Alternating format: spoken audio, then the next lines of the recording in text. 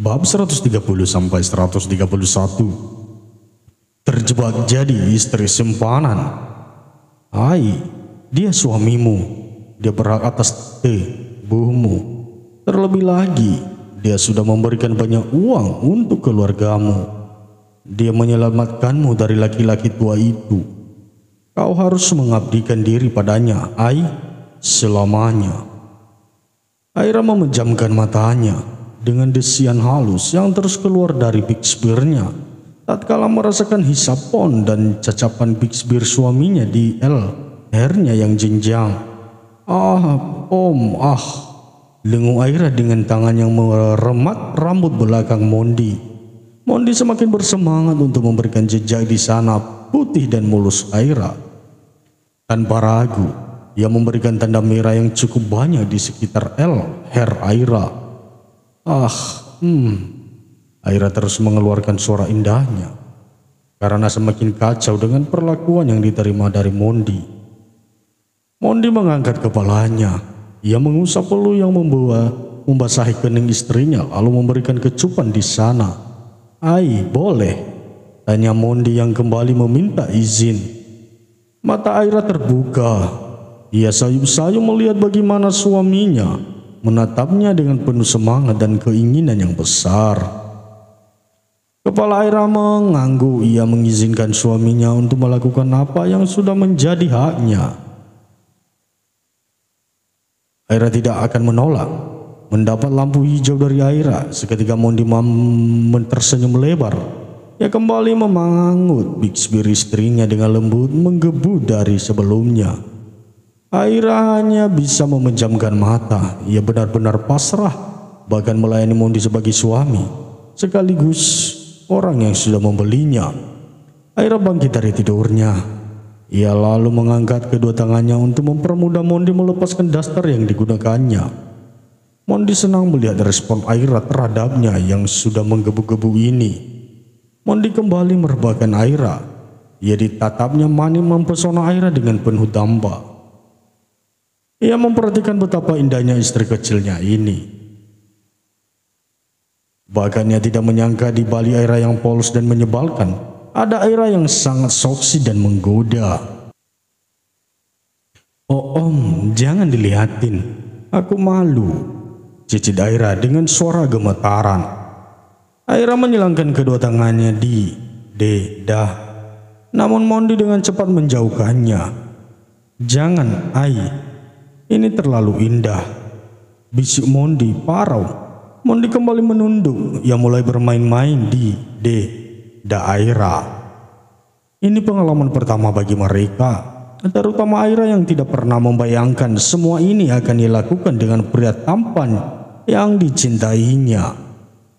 Mondi mencium kening Aira, sementara di bawah Sano juga tengah berusaha untuk masuk ke gua kecil Aira yang sudah bonjir.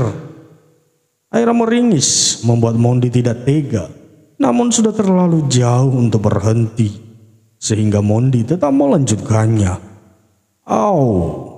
Mondi dan Aira sama-sama berteriak ketika akhirnya pertempuran mereka menyatu. Sesuatu yang Aira jaga selama ini telah hilang, diambil oleh suaminya, pria yang dicintainya malam ini. Sakit om, ucap Aira dengan mata terpejam dan air mata yang sudah mulai keluar. Mondi mencium wajah Aira demi bisa mengalihkan rasa sakit gadis itu. Setelah dirasa bahwa Aira sudah siap untuknya, Mondi perlahan mulai bergerak. Ia melakukannya dengan lembut dan kepala yang mendongak ke atas. Aira dan Mondi pun akhirnya mendapatkan apa yang mereka kejar sejak tadi. Mondi langsung menunduk dan menghujani wajah Aira dengan kecupan kasih sayang, juga cinta. Mondi lalu berbaring di sebelah Aira. Ia juga melepaskan penyatuan tubuh mereka. Lalu setelahnya menarik selimut guna menutupi tanpa busana itu. Terima kasih, Ai. Malam ini sangat indah dan nikmat, bisik Mondi seraya memeluk Aira dari belakang. Aira tidak menjawab. Ia hanya diam dengan mata terpejam dan nafas tersengal-sengal. Aira sangat lelah malam ini. Ia ingin istirahat. Mondi sebenarnya masih ingin, namun dia sadar ini yang pertama bagi mereka, sehingga satu kali permainan cukup dan mungkin akan dilanjut besok. Kerja keras Aira dan Mondi malam ini membuat pasangan itu langsung terlelap dengan posisi Mondi yang memeluk Aira. Pagi yang indah siap menyambut mereka. Bab 131. Pagi yang cerah sudah menyapa pasangan suami istri yang baru saja melewati malam indah bersama. Sang pria terlihat sudah selesai mandi dan berpakaian, sementara si wanita masih duduk di atas ranjang dengan selimut yang menutupi tubuh sampai ke leher. Mondi membalik badan, menatap istri kecilnya yang terlihat masih mengantuk, namun terpaksa harus bangunkan karena sudah lewat jam sarapan. "Ai, bangun dan mandi ya, kita sarapan di luar saja," ucap Mondi kepada istrinya. Aira membuka matanya, ia menatap Mondi yang sudah rapi lalu menganggukkan kepalanya. Tidak ada kata yang terucap dari bibir Aira yang semalam Mondi nikmati habis-habisan. Aira turun dari ranjang, ia menarik selimut agar tetap menggulung tubuhnya. Namun baru saja berdiri, Aira merasa sangat lemas, seakan kakinya tidak memiliki kekuatan untuk berdiri. Melihat Aira yang kesulitan, tentu membuat Mondi sigap menggendong wanita itu. "Om," tegur Aira dengan suara pelan. "Maaf ya, Ai, gara-gara saya kamu seperti ini," ucap Mondi seraya melangkah masuk ke dalam kamar mandi. Aira tidak membalas.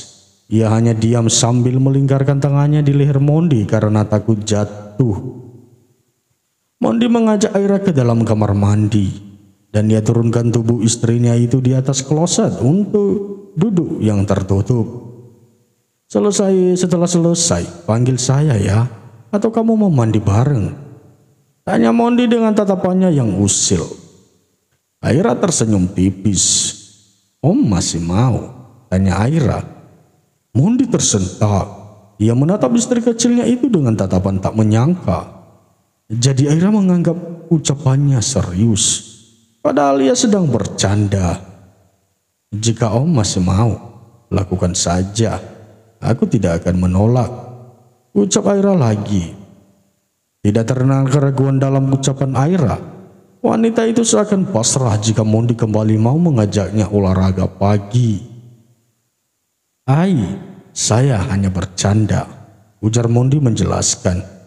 "Oh ya sudah, aku pikir Om masih mau," balas Aira dengan suara yang pelan.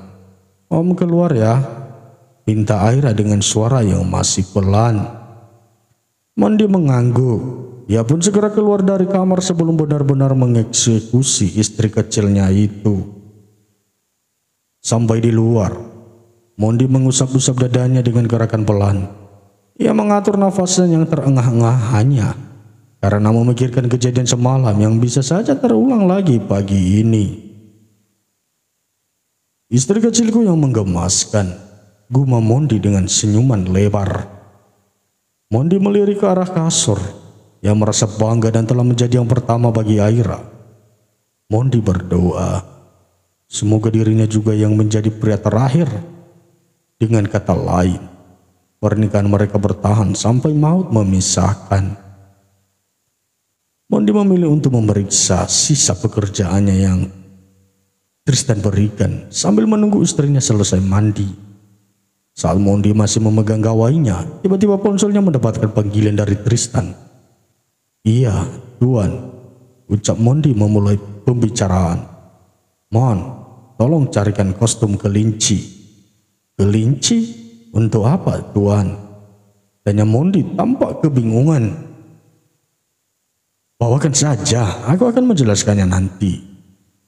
Mondi pun menutup panggilannya. Ia tidak tahu mengapa atasannya itu meminta ia mencari kostum kelinci. Tidak mau ambil pusing, lebih baik Mondi melakukan saja perintah Tristan sambil mengajak Aira sarapan nanti. Sementara itu di rumah Tristan dan Alea, terlihat wanita hamil yang sedang duduk sambil menekuk wajahnya. Pagi ini ia marah dengan suaminya yang masih belum mewujudkan ngidamnya.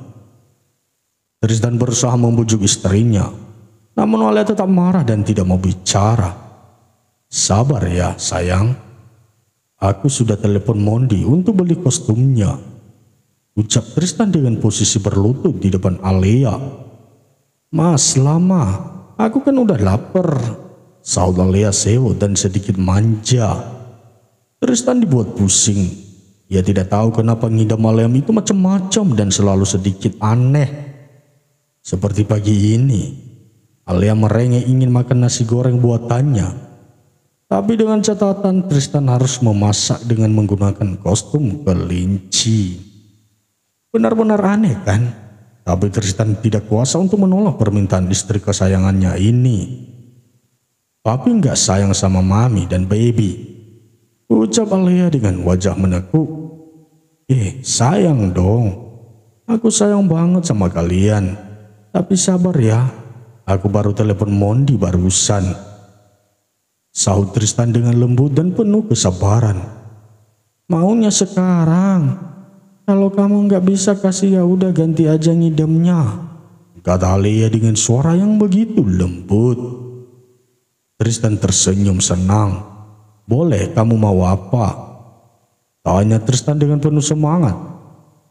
"Mau foto sama tetangga sebelah," jawab Alia dengan wajah berbinar. Tristan melotot. "Enggak, enak aja," sahut Tristan menolak. Mana mungkin Tristan akan membiarkan Alia foto dengan tetangga sebelah rumahnya yang merupakan seorang pengacara tampan dan masih lajang. Alia tertawa melihat wajah suaminya yang terlihat tidak suka. Ia juga hanya bercanda. Mana mungkin Alia berani mengundang amarah Tristan. "Bercanda," ucap Alia lalu menjulurkan lidahnya meledek. Tristan mengeram.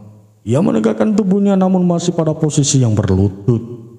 Pria itu lalu menangkuk wajah cantik istrinya dan memberikan kecupan di seluruh wajah Alia tanpa ada yang terlewat. Alia hanya tertawa menerima perlakuan dari sang suami. Suaminya ini benar-benar menggemaskan jika marah. Alia sangat mencintai Tristan dan ia bahagia hidup bersama suaminya. Namun meski Alia merasa bahagia hidup dengan Tristan, tak dapat Alia tepis jika dalam hatinya ia ingin sayang oleh mertuanya juga. Sayangnya, sampai hari ini kedua orang tua Tristan belum mau menerima dirinya. Bahkan Alia tidak tahu kapan ia bisa mendapatkan kasih sayang dari mertua seperti menantu di luar sana. "Hei, kok melamun?" tanya Tristan menyadarkan Alia. Alia tersenyum. "Lagi bayangin kamu masak pakai kostum kelinci. Pasti imut," jawab Alia. Tristan terkekeh.